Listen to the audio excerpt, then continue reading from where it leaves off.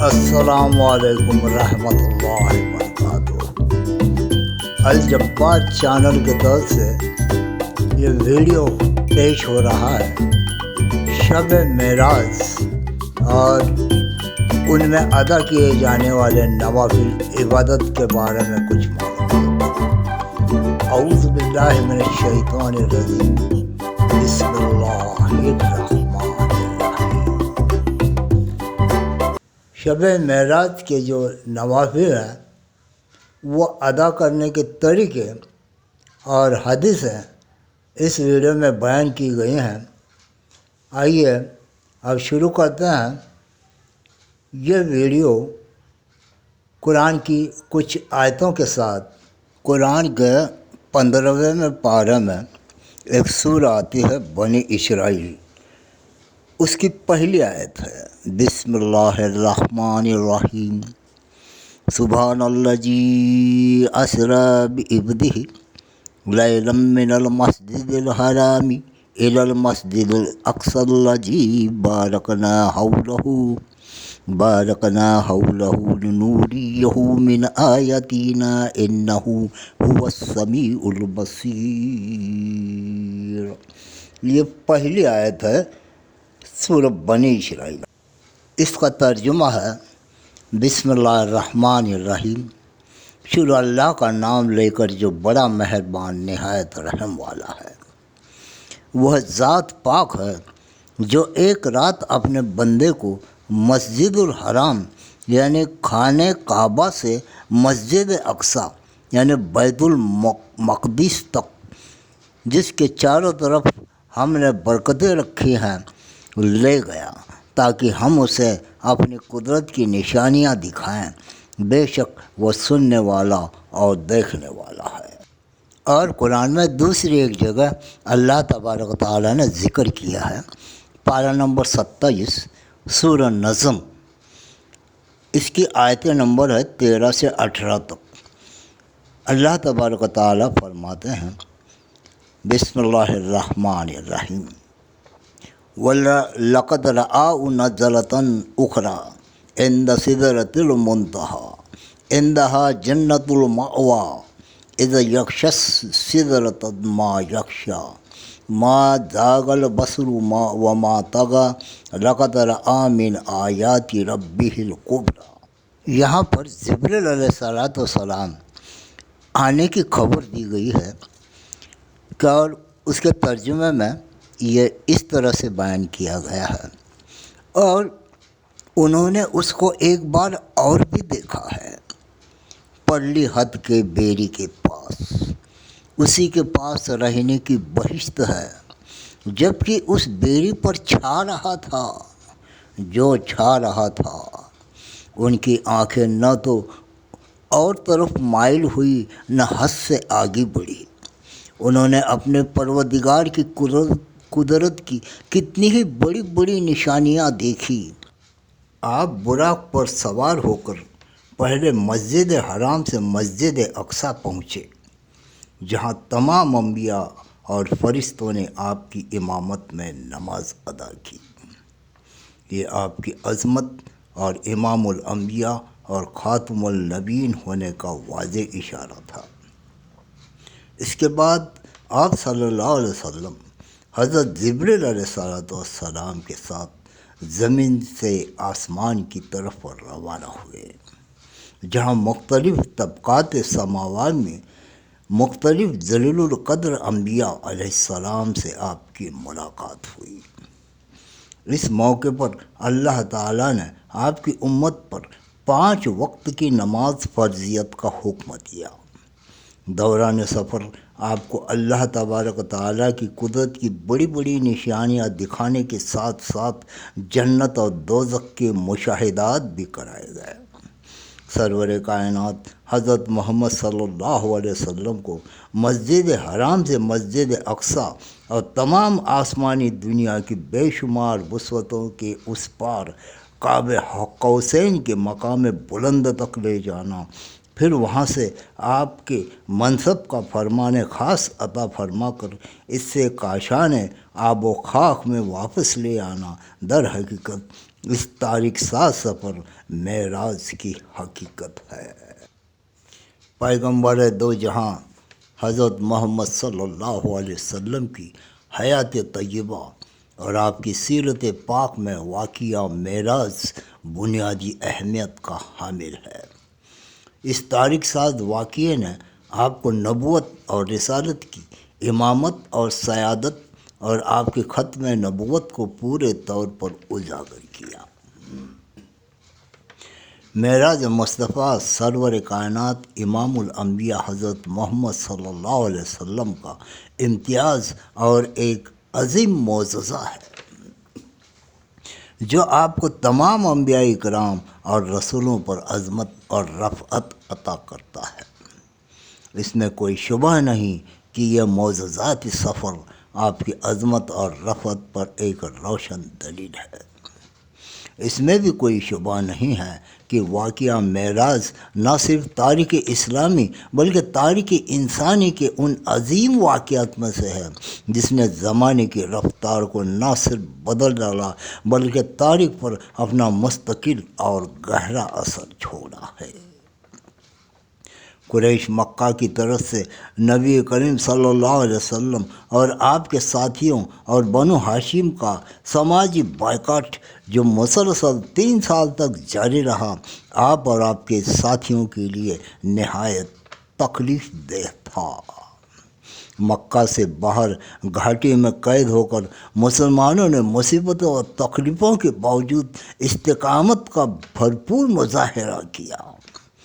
10 نبی میں ایک کے بعد ایک پہلے آپ کے مہربان اور شفیق چچا ابو طالب کی رحلت اور اس کے بعد آپ کی وفاشیار رفیق حیات ام المومنین خدیجۃ الکبریٰ رضی اللہ عنہا وفات پا گئی۔ ان مسلسل واقعات سے رسول اکرم صلی اللہ علیہ وسلم کے بے حد متاثر ہوئے اور آپ کو سخت رنج اور صدمہ پہنچا۔ یہی وجہ ہے کہ سیرت لکھنے والے اس سال کو امان الحزن یعنی رنج اور غم کا سال کہتے ہیں۔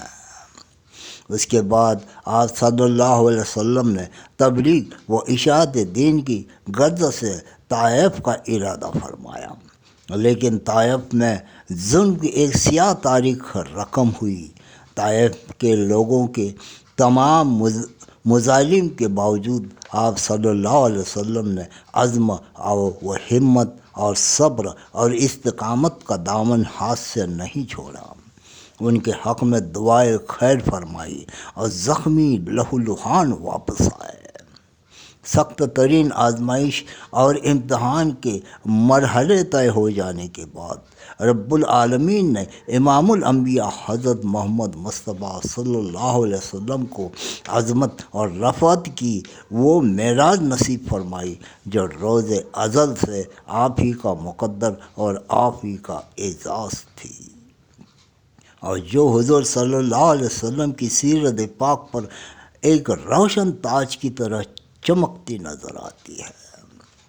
آپ صلی اللہ علیہ وسلم چونکہ خاتم النبیین ہیں اور آپ کے بعد کوئی نبی آنے والا نہیں ہے، اللہ تبارک تعالیٰ نے آپ صلی اللہ علیہ وسلم کو قرآن حکیم کی صورت میں ایک مکمل شریعت، مکمل پیغام اور جامع دستور حیات عطا فرمایا۔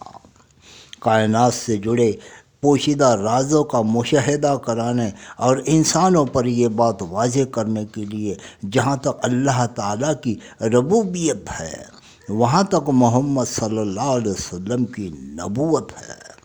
آپ صلی اللہ علیہ وسلم کو اپنے قدرت کاملہ سے رات کے وقت مسجد حرام سے مسجد اقصیٰ تک کی سیر کرائی، پھر یہاں سے عالم بالا کی سیر کا شرف بخشا۔ قرآن حکیم میں واقعہ معراج کی عظمت اور اس مبارک سفر کی غرض کے غائب کے سلسلے میں جو صورتیں آئی تھی وہ سورہ بنی اسرائیل کی پہلی آیت اور سورہ نظم کی آیتیں 13 سے 18 تک میں ذکر ہے۔ حضرت سیدنا انس بن مالک رضی اللہ تعالیٰ عنہ سے روایت ہے کہ نور کے پیکر، تمام نبیوں کے سرور، دو جہاں کے تاجور سلطان بحر و بر صلی اللہ علیہ وسلم نے ارشاد فرمایا، جنت میں ایک نہر ہے جسے رجب کہا جاتا ہے، جو دودھ سے زیادہ سفید اور شہد سے زیادہ میٹھی ہے۔ تو جو کوئی رجب کا ایک روزہ رکھے، اللہ تبارک و تعالیٰ اسے اس نہر سے سیراب فرمائے گا۔ 27 رجب کے روزے کی فضیلت اس طرح سے ہے، جس کے بارے میں کچھ حدیثیں نازل ہوئی ہیں۔ اس میں کہ ایک حدیث میں آپ کو سناتا ہوں۔ میرے آقا اعلیٰ حضرت امام اہل سنت ولی نعمت عظیم البرکت عظیم المرتبت پروانہ شمع رسالت مزادی دین و ملت حامی سنت ماہی بدعت عالم شریعت اور پیر طریقت باعث خیر و برکت حضرت علامہ مولانا الحاج الحافظ القاری شاہ امام احمد رضا خان رضی اللہ تعالیٰ عنہ فرماتے ہیں کہ فوائد حناد میں حضرت سیدنا انس رضی اللہ تعالیٰ عنہ سے مروی ہے کہ نبی کریم رؤوف الرحیم صلی اللہ علیہ وسلم نے ارشاد فرمایا، 27 رجب کو مجھے نبوت عطا ہوئی۔ جو اس دن کا روزہ رکھے اور افطار کے وقت دعا کرے تو 10 برس کے گناہوں کا کفارہ ہو جائے گا۔ اس کا حوالہ ہے فتویٰ رضویہ مخرزہ جلد 10 صفحہ 648 میں۔ دوسرے ایک حدیث میں بیان کرتا ہوں۔ 100 سال کے روزے کا ثواب مل لانے کا یہ عمل ہے، جس کو 100 سال کا روزے کا ثواب چاہیے، اس پر عمل کریں۔ حضرت سیدنا سلمان فارسی رضی اللہ تعالیٰ عنہ سے مروی ہے کہ اللہ تبارک تعالیٰ کے محبوب دانائے غیوب منزہون عن العیوب صلی اللہ علیہ وسلم کا فرمان ذیشان ہے، رجب میں ایک دن اور رات ہے، جو اس دن روزہ رکھے اور رات کو قیام کرے یعنی عبادت کرے تو گویا اس نے 100 سال کے روزے رکھے، اور یہ رجب کی 27ویں تاریخ ہے۔ اسی دن محمد صلی اللہ علیہ وسلم کو اللہ تبارک و تعالیٰ نے مبعوث فرمایا۔ جو شخص اس 27ویں رات کو عبادت کرتا ہے تو سعادت معراج کا ثواب اس کے نامہ اعمال میں لکھا جاتا ہے۔ شب معراج شب رحمت ہے۔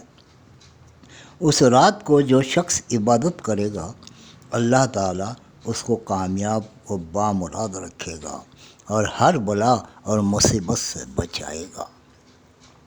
حضرت صلی اللہ علیہ وسلم نے ارشاد فرمایا کہ ماہ رجب کی 27ویں شب کو آسمانوں سے 70,000 فرشتے اپنے سروں پر انوار الہی کی طبق رکھے ہوئے زمین پر آتے ہیں اور ہر اس گھر میں داخل ہوتے ہیں جس کے رہنے والے یاد الہی میں مشغول رہتے ہیں۔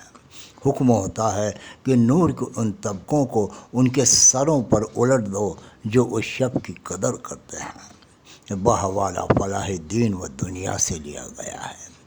سبحان اللہ، ایسی بڑی نعمت حاصل کرنی اللہ تبارک و تعالی ہر مسلمان کو توفیق عطا فرمائے۔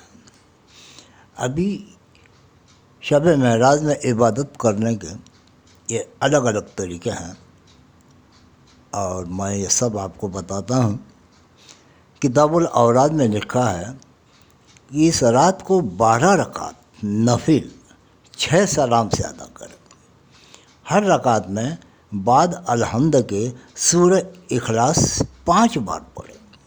نماز ختم ہونے کے بعد کلمہ تمجید، استغفار اور درود شریف 100 بار پڑھ کر جو دعا کرے قبول ہوگی۔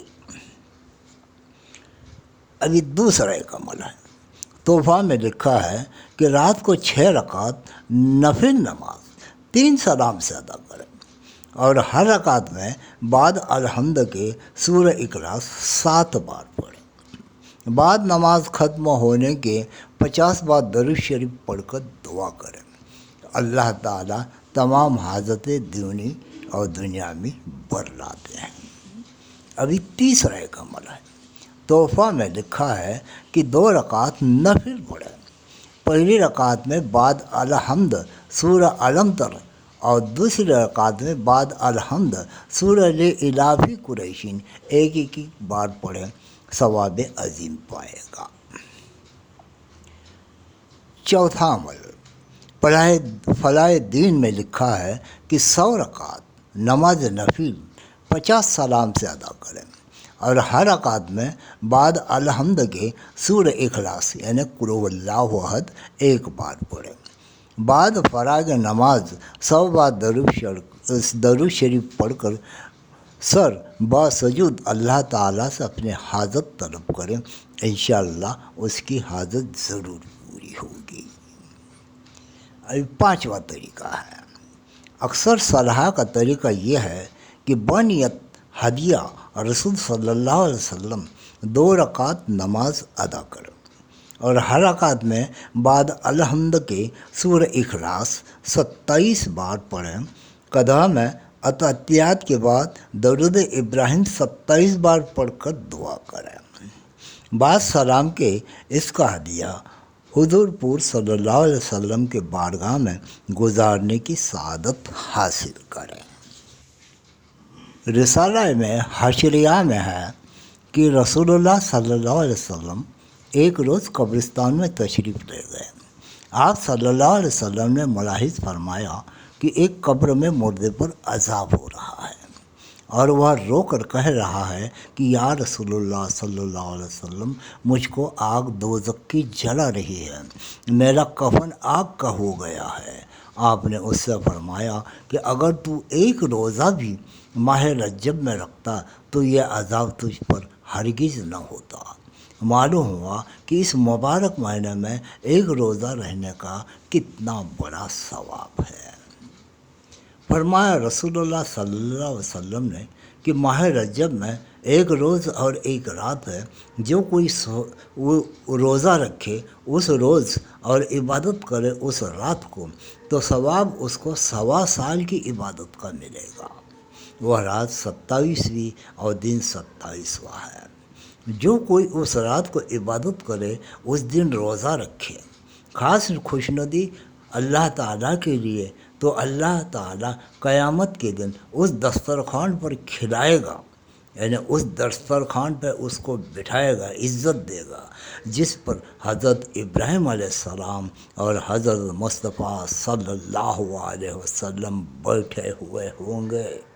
غلام مصطفیٰ بن کر میں بک جاؤں مدینہ میں، محمد نام پر سودا سرے بازار ہو جائے، فنا اتنا ہو جاؤں میں تیری ذات عالی میں، جو مجھ کو دیکھ لے اس کو تیرا دیدار ہو جائے۔ تجسس میں تیری ہر شے پہ میں نظریں جماتا ہوں، نہ جانے کون سی شے میں تیرا دیدار ہو جائے۔ اللہم صلی علی سیدنا و مولانا محمد عدد ما فی علم اللہ صلوات دائمۃ بدوام ملک اللہ۔ سورہ النوح میں اللہ تبارک و تعالیٰ فرماتے ہیں، اپنے رب سے معافی مانگو، وہ بڑا معاف کرنے والا ہے، وہ آسمان سے تم پر رحمت کی بارش برسائے گا اور مال سے تمہاری مدد کرے گا اور اولاد سے تمہاری مدد فرمائے گا اور تمہیں باغ عطا کرے گا اور ان میں تمہارے لیے نہریں بہا دوں گا۔ سورہ مائدہ کی آیت نمبر 119 اور 120 میں اللہ تبارک و تعالیٰ یہ وعدہ کرتے ہیں کہ اللہ فرمائے گا کہ آج وہ دن ہے کہ سچوں کو ان کی سچائی ہی فائدہ دے گی، ان کے لیے باغ ہیں جن کے نیچے نہریں بہہ رہی ہیں، ہمیشہ ہمیشہ ان میں بستے رہیں گے، اللہ ان سے خوش ہے اور وہ اللہ سے خوش ہے، یہی بڑی کامیابی ہے۔ آسمان اور زمین اور جو کچھ ان دونوں میں ہے سب پر اللہ ہی کی بادشاہی ہے اور وہ ہر چیز پر قدرت رکھتا ہے۔ اللہ حافظ۔ آمین ثم آمین۔